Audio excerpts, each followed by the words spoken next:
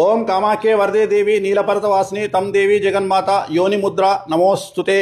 కామాఖ్య దేవాలయం గురించి నేను రెగ్యులర్గా చెప్తూ ఉంటాను, మీరు చూస్తూ ఉంటారు. మన సకల కోరికలు తీర్చేటువంటి అమ్మవారిని కామాఖ్య అంటారు. కామాఖ్య, కామము అంటే కోరిక, కోరిక అంటే డబ్బు కానీ ఇతరత్ర అష్ట ఐశ్వర్యాలను కోరుకునేది, సకల కష్టాలను తీర్చేది. ఏది జరగాలన్నా రాజకీయంగా, సినిమా రంగంగా, డబ్బు పరంగా, వ్యాపార పరంగా ఎన్ని కోరికను తీర్చే అమ్మవారు కామాఖ్య. కామము అంటే కోరిక. ఆ కోరిక అనేది పిచ్చి పిచ్చి కోరికలు కాదు, మనం బ్రతకడానికి సంబంధించిన ప్రతి కోరికను కూడా తీర్చేటువంటి అమ్మవారు కామాఖ్య అమ్మవారు. ఇప్పుడు మన ముందున్నారు హేమంత్ ప్రసాద్ శర్మ. అఫీషియల్గా కామాఖ్య దేవాలయానికి సంబంధించినటువంటి బురా అనే ఫ్యామిలీలో మనకు 7 ఫ్యామిలీలు ఉంటాయి కామాఖ్యలో. ఆ 7 ఫ్యామిలీలలో వీరు కూడా ఒకరు. కామాఖ్యలో పెద్ద పూజారి అనేటువంటి పోస్ట్ ఉండదు. సామాన్యంగా తెలుగు రాష్ట్రాల నుండి వెళ్ళేవారికి, తెలుగు రాష్ట్రాల్లో ఉండేవారు ఏమనుకుంటారంటే ఒక టెంపుల్లో పెద్ద పూజారి ఉంటారు అనేటువంటి భ్రమలో ఉంటారు. కామాఖ్య దేవాలయంలో ఎలాంటి పెద్ద పూజారి ఉండరు. అక్కడ ప్రెసిడెంట్ ఉంటాడు టెంపుల్కి. అలాగే మొత్తం కామాఖ్య దేవాలయంలో తీసుకుంటే ఎవరెవరు ఉంటారు అనే విషయాన్ని ఒకసారి చూద్దాము. బురా అనేటువంటి ఫ్యామిలీ నుండి ఏడు ఫ్యామిలీస్ ఉంటాయి. అలాగే డెకా అనేటువంటి ఫ్యామిలీ నుండి 20 ఫ్యామిలీస్ ఉంటాయి. అలాగే హుతా అనేటువంటి ఫ్యామిలీ నుండి 25 ఫ్యామిలీస్ ఉంటాయి. అలాగే బిది పాఠక్ అనేటువంటి ఫ్యామిలీ నుండి 50 ఫ్యామిలీస్ ఉంటారు. వీళ్ళందరూ కలిపితే మొత్తం 464 మంది ఉంటారు కామాఖ్య దేవాలయానికి సంబంధించిన మగవారు. వీళ్ళు ఏం చేస్తారంటే వీళ్ళందరూ కలిసి ఒక ప్రెసిడెంట్ను ఎన్నుకుంటారు. అలాగే ఒక్కొక్క ఫ్యామిలీ నుండి, ఉదాహరణ ఇప్పుడు బురా అనేటువంటి ఫ్యామిలీ ఏం చేస్తారో మనం కనుక్కుందాం. జైమా, బురా ఫ్యామిలీ వాళ్ళే క్యా కర్తే? బురా ఫ్యామిలీ పూజారి లోग. ఈ బురా ఫ్యామిలీ అనే వాళ్ళు పూజా విధానంలో పాల్గొంటారు. అలాగే డేకా ఫ్యామిలీ బి సేమే. సో ఈ బురా ఫ్యామిలీ, డేకా ఫ్యామిలీ అనే వాళ్ళు మాత్రమే కామాఖ్యలో పూజా నిర్వహణ చేయడానికి అర్హులు. నెక్స్ట్ తీసుకుందాం హుతా. హుతా క్యా కరేగా? హుతా రిచువల్ మే హుమన్. సో హుతా అనేటువంటి ఫ్యామిలీకి సంబంధించినటువంటి 25 ఫ్యామిలీల వాళ్ళు ఏం చేస్తారంటే, మీరు కామాఖ్యలో హోమం చేస్తూ ఉంటారు కదా, హోమం చేసేటప్పుడు చూడండి ఉచ్చిష్ట చాండాలిని కామాఖ్యలో కనుక తీసుకున్నట్లయితే మనము వాళ్ళు పూజ చేస్తూ, ఎడమ చేతితోని పూజ చేస్తూ, ఎంగిలి చేస్తూ వస్తువులను హోమంలో వేస్తారు. వాళ్లను హుతా అంటారు. నెక్స్ట్ వచ్చి విధి పాఠక్. విధి పాఠక్ క్యా కర్తే? విధి పడతాయి. సో విధి పాఠక్ అంటే ఎవరైతే చండీ పారాయణాన్ని చేస్తారో, ఎవరైతే పారాయణదారులు ఉంటారో, అంటే చూసి మంత్రాన్ని చదివే వాళ్ళను విధి పాఠక్ అంటారు. సో ఈ 4 రకాల వాళ్ళు కామాఖ్య దేవాలయంలో ఉంటారు. మొత్తం 464 మంది ఉంటారు. సో కామాఖ్య మే క్యా క్యా బలి దేతే? కామాఖ్య మే బలి దేతా హై ఫస్ట్ గోట్. ఫస్ట్ ముందుగా ఉదయం లేవగానే సూర్యోదయానికి అమ్మవారిని లేపేటప్పుడు, అమ్మవారి సుప్రభాతంలో ఫస్ట్ ఒక మేకను బలి ఇచ్చిన తర్వాతనే అమ్మవారిని నిద్ర లేపుతారు. అలాగే అమ్మవారి దేవాలయంలో జరిగేటువంటి పూజలలో ఉండేటువంటి బలులను కనుక తీసుకుంటే ముందుగా తీసుకునేది ఫస్ట్ ఉదయం సూర్యోదయానికి చేసేటువంటిది మేక బలి. మేక బలి తర్వాత ఇది దేవస్థానం వాళ్ళు చేస్తారు. తర్వాత జరిగేటువంటి బలులు ఏమిటో తెలుసుకుందాం. ఆ పూరా కామాఖ్యమే కిస్కు బలి దేతే? బఫేలో దున్నపోతుని ఇస్తారు. లివింగ్ ఫిష్, బ్రతికి ఉన్నటువంటి చేప, చనిపోయిన చేప కాదు, బ్రతికి ఉన్నటువంటి చేపనిస్తారు. అలాగే షుగర్ కేన్ అంటే చెరుకు గడను కూడా ఇస్తారు. అలాగే బూడిది గుమ్మడికాయను కూడా బలిస్తారు. అలాగే పీజన్ అంటే పావురాల జంటను బలిస్తారు. సింగిల్ పావురం కాదు, జోడి పావురాల జోడిని బలిస్తారు.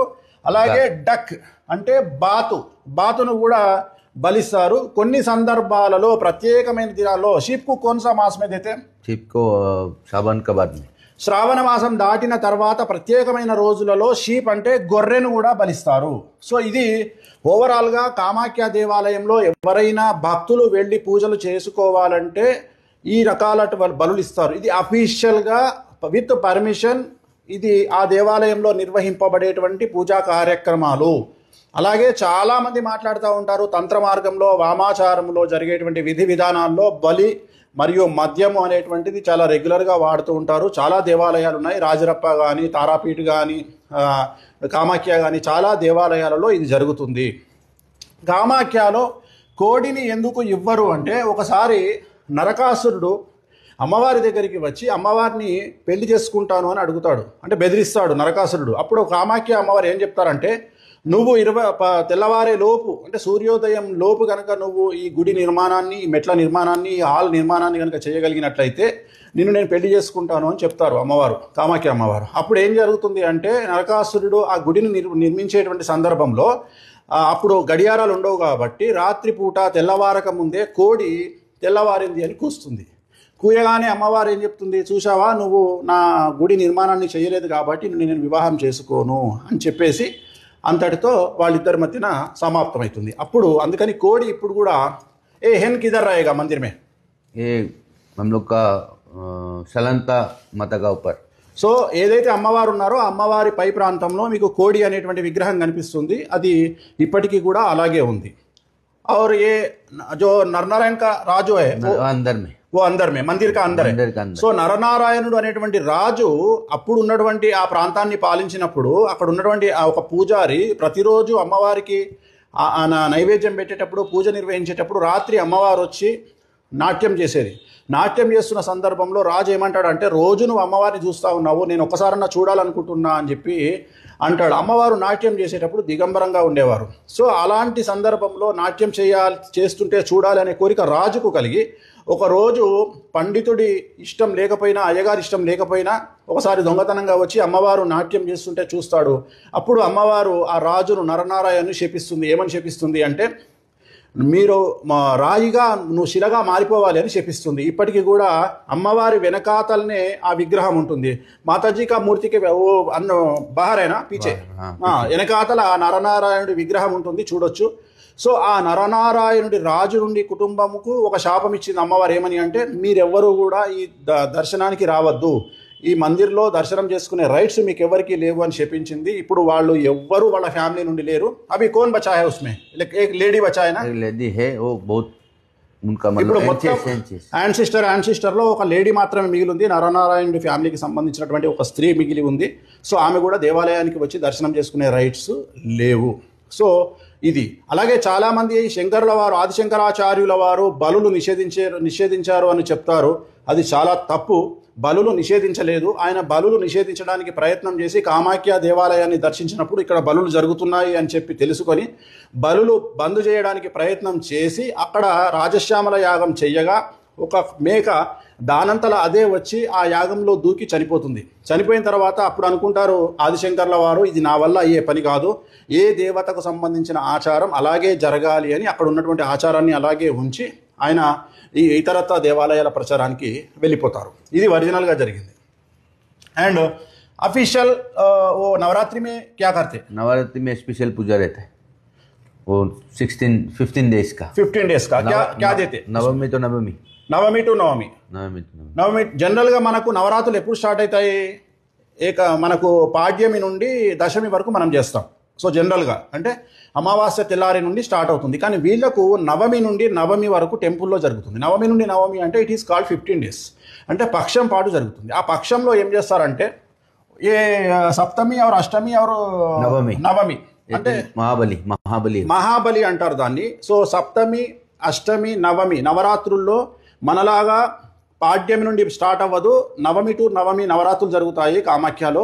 అక్కడ దున్నపోతు బలిస్తారు. అఫీషియల్గా నేను మాట్లాడేది, నేను రెగ్యులర్గా భక్తులు చేసుకునే బలుల గురించి మాట్లాడలేదు. రెగ్యులర్గా దున్నపోతు బలి అనేటువంటిది దేవాలయం వాళ్ళే ఇస్తారు.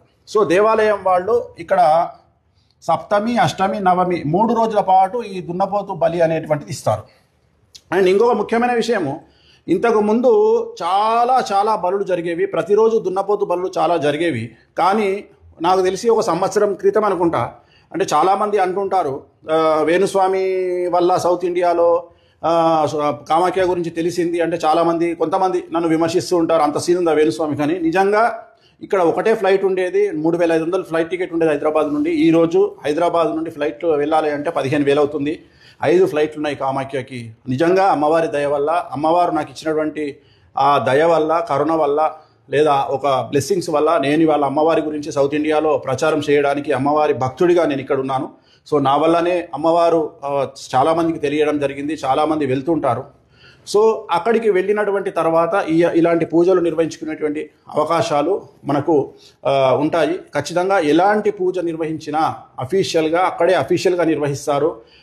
ఎవరిని కన్సల్ట్ చేయాల్సినటువంటి పని లేదు. దశమహావిద్యలకు సంబంధించినటువంటి దేవాలయాలు అన్ని దేవాలయాల్లో ఉంటాయి.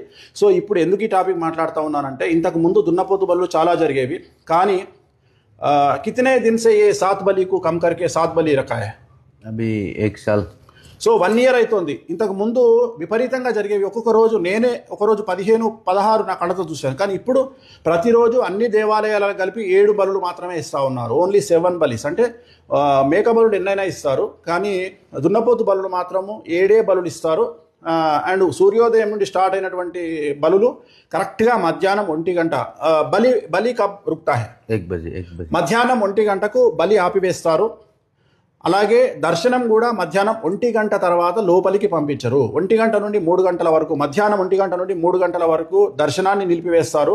అంటే కొత్తగా దర్శనానికి ఎంటర్ అయ్యే వాళ్ళని నిలిపివేస్తారు, కానీ లైన్లో ఉండే వాళ్ళను మాత్రం దర్శనం చేసుకోవచ్చు.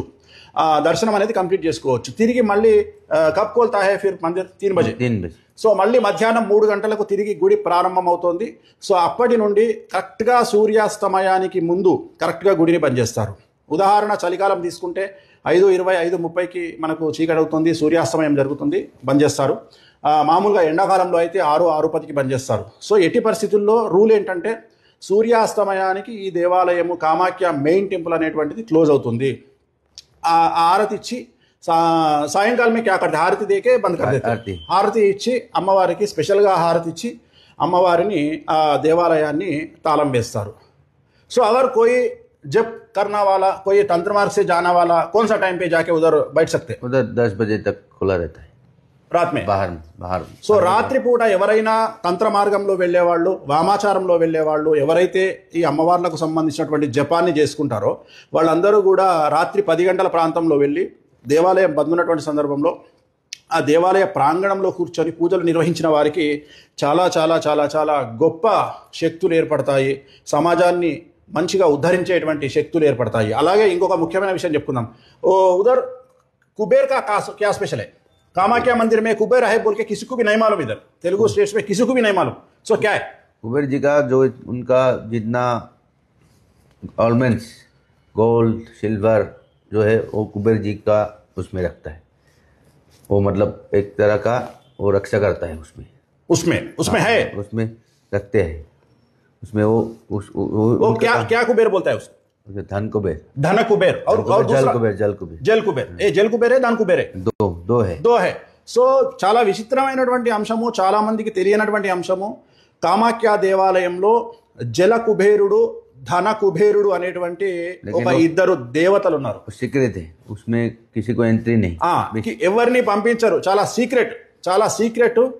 అండ్ అక్కడ పెట్టేటువంటి బొట్టు కూడా ఓ బ్లూ కలర్ వాలా క్యూ పైన కుబేర్ జీ కో లగ్తా హై. కుబేర్ జీ కా సో కుబేరు దేవుడికి ఏదైతే బ్లూ కలర్ కుంకుమ పెడతారు, జనరల్గా మనకి ఎక్కడైనా రెడ్ పెడతారు కదా. సో నేను చాలాసార్లు పెట్టించుకున్నాను. బ్లూ కలర్ కుంకుమ పెడతారు. అండ్ దానికి అఫీషియల్గా కంపల్సరీ ఓ పైనకే జానా పడేగా, ధోతి పైనకే జానా పడేగా, ఓ షర్ట్ నికాలనా పడేగా. సో అక్కడి లోపలికి వెళ్ళాలంటే ఖచ్చితంగా మనము కింద వస్త్రం ఉండాలి, పైన వస్త్రం లేకుండా వెళ్ళాలి. జల కుబేరుడు, ధన కుబేరుడు 2 ఉంటారు. సో వజ్ర వైఢూర్యాలు, డబ్బు అంతా కలిపి ఆ ధన కుబేరుడి వద్ద ఉంటుంది. ఆ ధన కుబేరుడు, జల కుబేరుడు అని 2 కుబేరులు ఉంటారు. సో వాళ్ళ అండర్లో ఈ ప్రపంచంలోని ధనం అంతా ఉంటుంది. చాలామందికి తెలియనటువంటి విషయం ఇది. సో చాలామంది కామాఖ్య వెళ్తారు, కానీ ఆ కుబేరుడి దగ్గరికి వెళ్ళి దర్శనం చేసుకోరు, ఎందుకంటే పర్మిషన్ ఉండదు కాబట్టి. సో ఇక్కడ మీదట వెళ్ళే వాళ్ళు అట్లీస్ట్ అక్కడ కనుక్కొని బయటి నుండన్నా దండం పెట్టుకొని రావడానికి ప్రయత్నం చేయండి. సో మ్యాక్సిమం మనము చాలా వరకు మనం కవర్ చేసినాము, చాలా విషయాలు కవర్ చేసినాము. చాలామంది తెలుగు రాష్ట్రాలలో రీజన్ తెలియదు. వామాచారము మంత్ర మార్గంలో ఉండేవాళ్ళు, తంత్ర మార్గంలో ఉండేవాళ్ళు, వామాచారంలో ఉండేవాళ్ళు, వామాచార పద్ధతిలో చేసిన వాళ్ళు. వామాచారం అంటే గుర్తుంచుకోండి, దక్షిణాచారం అంటే కుడి, వామాచారం అంటే ఎడమ. సో ఇక్కడ మద్య మాంసాదులతో పూజలు నిర్వహిస్తారు. ఇది అఫీషియల్గా కామాఖ్య దేవాలయంలో నిర్వహిస్తారు. కొన్ని వందల వేల సంవత్సరాల నుండి జరుగుతుంది. కానీ చాలామంది ఎందుకో తెలియదు అక్కడ పూజలు నిర్వహించుకొని వచ్చి ఇక్కడ తెలుగు రాష్ట్రాల్లో చాలా తప్పుగా ప్రచారం చేయడానికి ప్రయత్నం చేస్తూ ఉన్నారు. స్వామీజీలు అవ్వచ్చు, కొంతమంది జ్యోతిష్కులు అవ్వచ్చు, కొంతమంది పండితులు అవ్వచ్చు. సో మీకు ఎవరికైనా అనుమానం ఉంటే ఎవరిని అడగాల్సిన పని లేదు. గూగుల్లోకి వెళ్ళి కామాఖ్య పీఠం అని చెప్పేసి గూగుల్ సెర్చ్లో మీరే ఓపెన్ చేసుకొని కామాఖ్య దేవాలయంలో ఎలాంటి పూజలు జరుగుతాయి అనేటువంటి విషయాన్ని తెలుసుకునే ప్రయత్నం చేయండి. పాజ్ రెడీ అని చెప్పు. ఇది అమ్మవారికి సంబంధించినటువంటి తీర్థము. కామాఖ్యలో ఉండేటువంటి దశ మహావిద్యలన్నీ కూడా యోని రూపమే రైతానా పూరా అన్ని యోని రూపంలో ఉంటాయి. గుర్తుంచుకోండి, యోని రూపంలో ఉండేటువంటి పీఠాలలో ఈ నీళ్లు వస్తాయి. ఈ నీళ్లు చాలా గొప్పవి, పవిత్రమైనవి, చాలా మహత్యము గలవి.